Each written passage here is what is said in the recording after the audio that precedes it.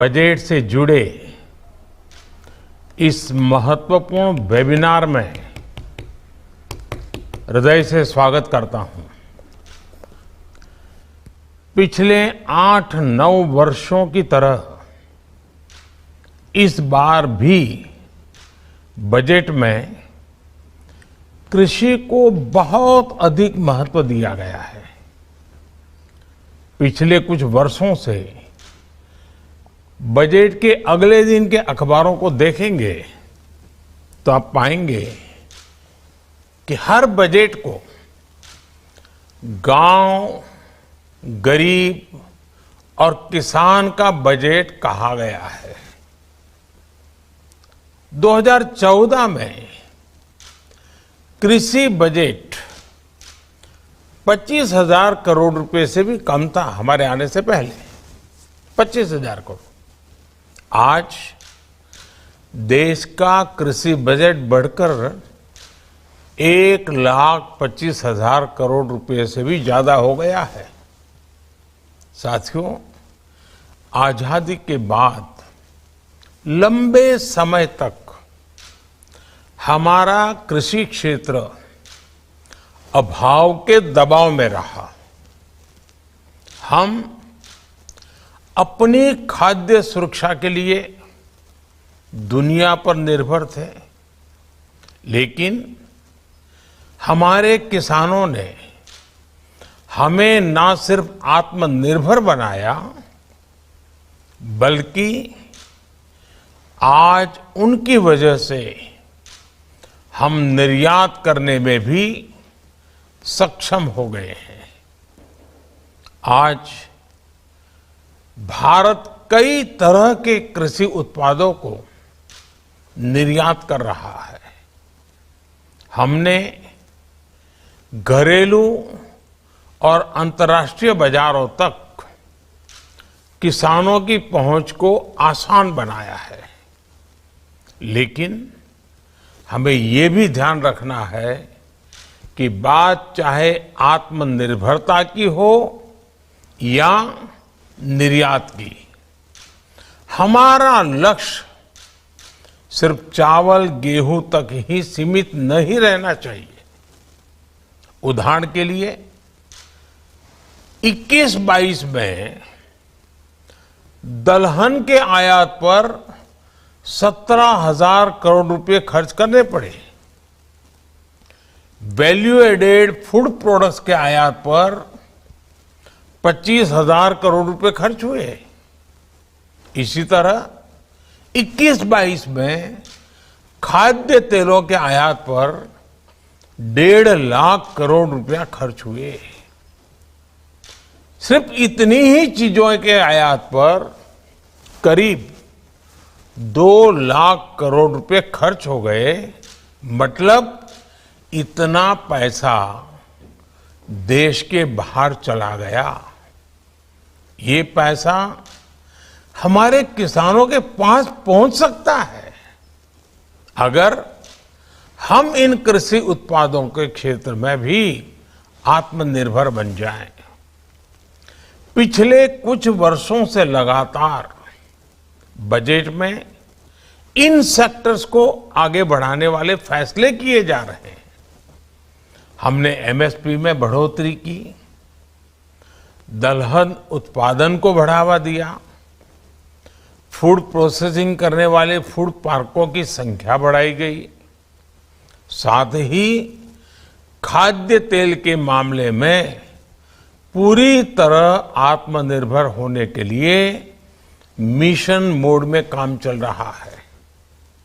साथियों, जब तक हम एग्रीकल्चर सेक्टर से जुड़ी चुनौतियों को दूर नहीं कर लेते, संपूर्ण विकास का लक्ष्य हासिल नहीं हो सकता। आज भारत के कई सेक्टर्स तेजी से आगे बढ़ रहे हैं। हमारे ऊर्जावान युवा बढ़ चढ़ करके उसमें हिस्सा भी ले रहे हैं, लेकिन एग्रीकल्चर में उनकी भागीदारी कम है, जबकि वो भी इसके महत्व और इसमें आगे बढ़ने की संभावनाओं के बारे में जानते हैं। प्राइवेट इनोवेशन और इन्वेस्टमेंट इस सेक्टर से दूरी बनाए हुए हैं। इस खाली जगह को भरने के लिए इस साल के बजट में कई तरह के ऐलान किए गए हैं। उदाहरण के लिए एग्रीकल्चर सेक्टर में ओपन सोर्स बेस्ड प्लेटफॉर्म को बढ़ावा, हमने डिजिटल पब्लिक इंफ्रास्ट्रक्चर को ओपन सोर्स प्लेटफॉर्म की तरह सामने रखा है। ये बिल्कुल उसी तरह है जैसे यूपीआई का ओपन प्लेटफॉर्म, जिसके जरिए आज डिजिटल ट्रांजैक्शन हो रहा है। आज जैसे डिजिटल ट्रांजैक्शन में क्रांति हो रही है, उसी तरह एग्रीटेक डोमेन में भी इन्वेस्टमेंट और इनोवेशन की अपार संभावनाएं बन रही है। इसमें संभावना है लॉजिस्टिक्स को बेहतर बनाने की, इसमें अवसर है बड़े बाजार तक पहुंच को आसान बनाने का, इसमें मौका है टेक्नोलॉजी के जरिए ड्रिप इरिगेशन को बढ़ावा देने का, साथ ही सही सलाह सही व्यक्ति तक समय से पहुंचाने की दिशा में हमारे युवा काम कर सकते हैं। जिस तरह से मेडिकल सेक्टर में लैब काम करते हैं, उसी तरह से निजी सॉइल टेस्टिंग लैब्स स्थापित किए जा सकते हैं। हमारे युवा अपने इनोवेशन से सरकार और किसान के बीच सूचना के सेतु बन सकते हैं। वो ये बता सकते हैं कि कौन सी फसल ज्यादा मुनाफा दे सकती है। वो फसल के बारे में अनुमान लगाने के लिए ड्रोन का इस्तेमाल कर सकते हैं। वो पॉलिसी मेकिंग में मदद कर सकते हैं। युवा अपने इनोवेशन से किसी जगह पर मौसम में आ रहे बदलावों की रियल टाइम इंफॉर्मेशन भी उपलब्ध करा सकते हैं। यानी हमारे युवाओं के लिए इस सेक्टर में करने के लिए बहुत कुछ है। इसमें सक्रिय भागीदारी करके वो किसानों की मदद करेंगे, साथ ही उन्हें भी आगे बढ़ाने का अवसर मिलेगा। साथियों, इस बार के बजट में एक और महत्वपूर्ण घोषणा हुई है। एग्रीटेक स्टार्टअप्स के लिए एक्सेलरेटर फंड की व्यवस्था की गई है। इसलिए हम सिर्फ डिजिटल इंफ्रास्ट्रक्चर का निर्माण ही नहीं कर रहे हैं, बल्कि हम आपके लिए फंडिंग एवेन्यूज भी तैयार कर रहे हैं। तो अब हमारे युवा एंटरप्रेन्योर्स की बारी है, वो उत्साह से आगे बढ़े और लक्ष्य हासिल करके दिखाएं। हमें ये भी ध्यान में रखना होगा कि 9 वर्ष पहले देश में एग्री स्टार्टअप न के बराबर थे, लेकिन आज ये 3000 से भी ज्यादा है। फिर भी हमें और तेज रफ्तार से आगे बढ़ना होगा। साथियों, आप सब जानते हैं कि भारत की पहल पर इस साल को इंटरनेशनल ईयर ऑफ मिलेट्स घोषित किया गया है। मिलेट्स को अंतर्राष्ट्रीय पहचान मिलने का मतलब है कि हमारे छोटे किसानों के लिए ग्लोबल मार्केट तैयार हो। मोटे अनाज को अब देश ने इस बजट में श्री अन्न की पहचान दी है। आज जिस तरह श्री अन्न को प्रमोट किया जा रहा है, उससे हमारे छोटे किसानों को बहुत फायदा होगा। इस क्षेत्र में ऐसे स्टार्टअप के ग्रोथ की संभावना भी बढ़ी है जो ग्लोबल मार्केट तक किसानों की पहुंच को आसान बनाए।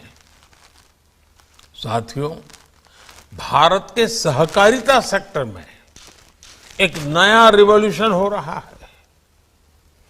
अभी तक ये देश के कुछ एक राज्यों और कुछ एक क्षेत्रों तक ही सीमित रहा है, लेकिन अब इसका विस्तार पूरे देश में किया जा रहा है। इस बार के बजट में कोऑपरेटिव सेक्टर को टैक्स संबंधी राहतें दी गई हैं, जो काफी महत्वपूर्ण है। और अब तो हमने कोऑपरेटिव मंत्रालय ही अलग बना दिया है। अब आगे मैन्युफैक्चरिंग करने वाली नई सहकारी समितियों को कम टैक्स रेट का फायदा मिलेगा। सहकारी समितियों द्वारा 3 करोड़ रुपए तक की नगद निकासी पर टीडीएस नहीं लगेगा। कोऑपरेटिव सेक्टर के मन में हमेशा से एक भाव रहा है कि बाकी कंपनियों की तुलना में उनके साथ भेदभाव किया जाता है। इस बजट में इस अन्याय को भी खत्म किया गया है। एक महत्वपूर्ण फैसले के तहत शुगर कोऑपरेटिव द्वारा 16-17 के पहले किए गए पेमेंट पर टैक्स छूट दी गई है। इससे शुगर कोऑपरेटिव को 10,000 करोड़ का फायदा होगा। साथियों, जिन क्षेत्रों में सहकारी संस्थाएं पहले से नहीं है, वहां डेयरी और फिशरीज से जुड़ी सहकारी संस्थाओं से छोटे किसानों को बहुत लाभ होगा। विशेषकर फिशरीज में हमारे किसानों के लिए कई बड़ी संभावनाएं मौजूद है। पिछले 8-9 वर्षों में देश में मत्स्य उत्पादन करीब 70 लाख मीट्रिक टन बढ़ा है। 2014 के पहले इतना ही उत्पादन बढ़ाने के में करीब 30 साल लग गए थे, 3 दशक। इस बजट में पीएम मत्स्य संपदा योजना के तहत 6,000 करोड़ की लागत से एक नए सब कंपोनेंट की घोषणा की गई है।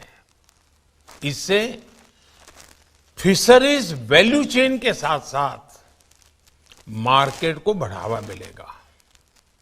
इससे मछुआरों और छोटे उद्यमियों के लिए नए अवसर बनेंगे। साथियों, हम प्राकृतिक खेती को बढ़ावा देने और केमिकल आधारित खेती को कम करने की दिशा में भी तेजी से काम कर रहे हैं। पीएम प्रणाम योजना और गोवर्धन योजना से इस दिशा में बड़ी मदद मिलेगी। मैं आशा करता हूं हम सब एक टीम के रूप में इन सभी विषयों को आगे बढ़ाएंगे। मैं फिर एक बार आज के एक वेबिनार के लिए आपको शुभकामनाएं देता हूं। मुझे विश्वास है कि आप सब स्टेक होल्डर्स मिलकर के इस बजट का अधिकतम लाभ अधिकतम लोगों को जल्दी से जल्दी कैसे मिले, बजट में किए गए प्रावधानों और आपकी शक्ति, आपका संकल्प जुड़ जाए तो मुझे पक्का विश्वास है कि हम जिन ऊंचाइयों को कृषि क्षेत्र को ले जाना चाहते हैं, मत्स्य उद्योग को ले जाना चाहते हैं, हम जरूर ले पाएंगे। आप बहुत गहराई से चिंतन कीजिए, मौलिक विचारों का योगदान दीजिए, रोड मैप बनाइए और मुझे पक्का विश्वास है ये वेबिनार 1 साल के लिए पूरा रोड मैप तैयार करने में सफल होगा। बहुत बहुत शुभकामनाएं, बहुत बहुत धन्यवाद।